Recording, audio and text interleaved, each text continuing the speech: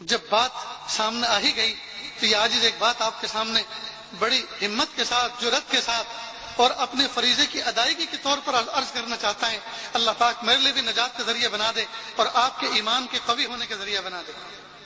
جس زمانے میں ہمارے اس پیارے وطن کے دو ٹکڑے ہوئے، کچھ لوگ پڑوس میں جا کے بس گئے، کچھ لوگ یہیں رہے، اور جس زمانے میں یہ پارٹیشن وجود میں آیا تو لوگوں کے دل ٹوٹے ہوئے تھے، ادھر سے ہجرت کر کے لوگ ادھر جا رہے تھے، ادھر سے ہجرت کر کے لوگ ادھر آ رہے تھے۔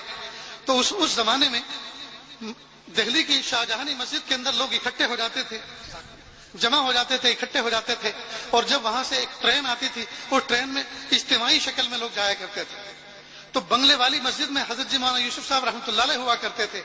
تو حضرت جی مولانا یوسف صاحب رحمۃ اللہ علیہ لوگوں کے ٹوٹے ہوئے دلوں کو دیکھ کر اور بدلے ہوئے حالات کو دیکھ کر لوگوں کو دھارس بندھاتے تھے، ہمت دلاتے تھے اور کہتے تھے اے لوگو کیوں ڈر رہے ہو، کرنے والی ذات اللہ کی ہے، حکومتوں سے کچھ نہیں ہوتا، کرنے والی ذات اللہ کی ہے، اسباب سے کچھ نہیں ہوتا، کرنے والی ذات اللہ کی ہے۔ اب اس زمانے میں اس ملک کے وزیر اعظم تھے جواہر لال نہرو، اور حضرت مولانا ابوالکلام آزاد رحمۃ اللہ علیہ کے وہ خاص دوست تھے، ان کو اپنا مشیر سمجھتے تھے حضرت مولانا ابوالکلام آزاد کو۔ تو ایک مرتبہ وزیر اعظم آئے حضرت مولانا ابوالکلام آزاد کے پاس اور کہنے لگے کہ یہ مولوی یوسف کون ہے، یہ کوئی نیا پارٹیشن کروانا چاہتا ہے، اس ملک کا ایک اور ٹکڑا کروانا چاہتا ہے، نئی جماعت بنا رہا ہے۔ حضرت مولانا ابوالکلام آزاد کو اللہ تعالیٰ غریق رحمت فرمائے، اگر اس وقت وہ ایک جملہ ایسا کوئی کچا کہہ دیتے شاید یہ دعوت تبلیغ کا مبارک عمل ہمیشہ کے لیے بند ہو جاتا، لیکن اب قیامت تک جب تک یہ چلتا رہے گا اس کا اجر حضرت مولانا ابوالکلام آزاد کو ملتا رہے گا۔ انہوں نے فرمایا کہ دیکھو وزیر اعظم صاحب، مولانا یوسف صاحب جو ہیں یہ ان کا کام یہ ہے، لوگوں کے دل ٹوٹے ہوئے ہیں، بھائی بھائی سے جدا ہو گیا، اولاد ماں باپ سے جدا ہو گئی، اب یہ فرما رہے ہیں کہ دیکھو جو ہونا تھا ہو گیا، اب اس کو بھول جاؤ، اب آگے کو دیکھو اور اپنے مالک کی ذات پر نظر رکھو، مالک کی پرارتھنا کرو، اس کی پرے کرو، اس کی عبادت کرو، اس سے دعا مانگو۔ حالات ہمیشہ ایک جیسے نہیں رہا کرتے، بادل ہمیشہ ایک جیسے نہیں رہا کرتے، موسم ہمیشہ ایک جیسا نہیں رہا کرتا، حالات اچھے ہوں گے، اس وقت بدحالی ہے، اللہ تعالیٰ خوشحالی عطا فرمائیں گے، سکون کے ساتھ اپنے مقام پہ رہو۔ تو ان کا کام ہے لوگوں کو تسلی دینا، اور وہ ہے تبلیغی جماعت کے ذمہ دار۔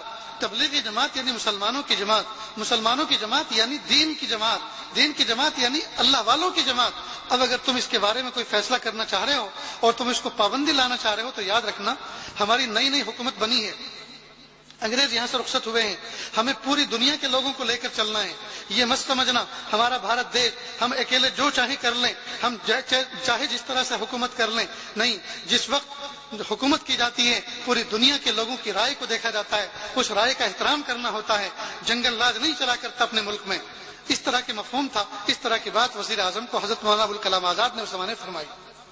خیر وہ چلے گئے، لیکن ہر دو تین دن کے بعد چونکہ انٹیلیجنس کے جو لوگ ہوتے ہیں انہیں چونکہ اپنے عہدوں کو برقرار رکھنا ہوتا ہے، اپنی ڈیوٹیوں کو باقی رکھنا ہوتا ہے، تو ایک میں دو باتیں ملا کے مرچ مسالے ملا کر انہیں بات پہنچانی ہوتی ہے، چنانچہ وہ وزیر اعظم تک یہ بات پہنچتی رہی۔ اللہ کی شان، ایک مرتبہ حضرت مولانا ابوالکلام آزاد رحمۃ اللہ علیہ نے حضرت جی مولانا یوسف صاحب کو اپنے پاس بلایا کہ حضرت میں بہت بیمار ہوں، کیا پتہ میری وفات ہو جائے، ایک بات میرے دل میں رہ جائے گی، اس لیے میں چاہتا ہوں کہ آپ سے کہہ دوں، آپ اگر تشریف لائے، آنا تو مجھے چاہیے تھا لیکن بیمار ہوں، آپ اگر تشریف لائیں تو مجھ پر عنایت ہوگی۔ چنانچہ حضرت اپنے خادم کے ساتھ تشریف لائے۔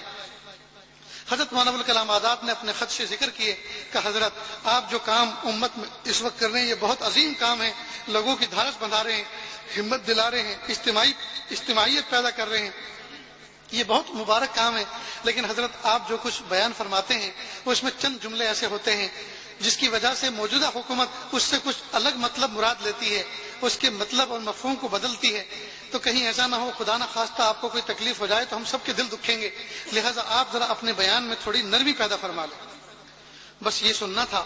حضرت جی مولانا یوسف صاحب رحمۃ اللہ علیہ نے اللہ تعالیٰ کی ذات پر بھروسے، اعتماد اور توکل پر 1.5 گھنٹے تک تقریر فرمائی۔ حضرت مولانا ابوالکلام آزاد رحمۃ اللہ نے فرمایا اچھا حضرت میں نے آپ کو تکلیف دی، معاف فرمائیں، آپ جیسا چاہیں ویسا کرتے رہیں۔ اور جب حضرت اٹھ کے چلے تو مولانا ابوالکلام آزاد رحمۃ اللہ علیہ کے یہ کامنٹس تھے، یہ شخص توکل اور للہیت کے اس مقام پر فائز ہے کہ ساری دنیا جہان کی حکومتیں مل کر بھی اس کا کچھ نہیں بگاڑ سکتی۔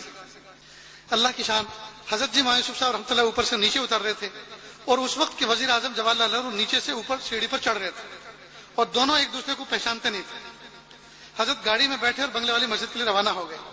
وزیر اعظم صاحب حضرت مولانا ابوالکلام آزاد کے پاس آئے اور فرمانے لگے کہ یہ شخص آپ کے پاس سے نکل کر کون گیا؟ کہ یہ وہی تو مولوی یوسف ہیں جن کے بارے میں آپ ہمیشہ پریشان رہتے ہیں, جن کے بارے میں آپ خبر لے کے میرے پاس آتے ہیں. اچھا, یہ وہی تھے؟ کہ ہاں ہاں وہی تھے. کیوں, کچھ بات تو نہیں ہوئی؟ کچھ انہوں نے آپ سے کہا؟ کہ نہیں, کہا تو کچھ بھی نہیں. وہ اوپر سے نیچے جا رہے تھے, میں نیچے سے اوپر جا رہا تھا, انہوں نے مجھے دیکھا, میں نے ان کو دیکھا, تو مجھے اپنے دل میں ایسا محسوس ہوا کہ اس شخص کی نظر میں میری حیثیت کتے اور بلی کے برابر بھی نہیں. جس وقت حضرت بنگلے والی مسجد پہنچے تو حضرت سے خادم نے کہا, حضرت آپ جانتے ہو وہ شخص کون تھا جو نیچے سے اوپر جا رہا تھا؟ کہ نہیں. کہ وہی تو جواہر لال نہرو وزیر اعظم تھے. کہ اللہ کے بندے, تو نے مجھے پہلے سے کیوں نہیں کہا, میں اس کو ایمان کی اور کلمے کی دعوت پیش کرتا. اللہ اکبر کبیرہ. اللہ پاک نے ان کو کیا حوصلے عطا فرمائے تھے, اللہ پاک نے ان کو کیا جگر عطا فرمایا تھا, اللہ رب العزت نے ان کو کیا ایمان عطا فرمایا تھا, اور کیسی نظر عطا فرمائی تھی. شاہان وقت کی طرف اگر وہ نظر اٹھا کے دیکھ لیتے تھے تو شاہان وقت کے پتے پانی ہوا کرتے تھے. عزیز طلباء, معزز علماء کرام, میرے بھائیوں, اللہ کے واسطے اپنے باطن کو اجاگر کرو, اپنے باطن کو بیدار کرو, اللہ تعالیٰ کی ذات سے اپنے تعلق کو استوار کرو. یہ ساری کی ساری کائنات ہماری خادم ہیں, یہ ساری کی ساری کائنات انسانوں کی غلام ہے. اس کائنات کے سامنے جھکنے کی ضرورت نہیں ہے, جھکنے کی ضرورت تو ایک رب کے سامنے جھکنے کی ضرورت ہے.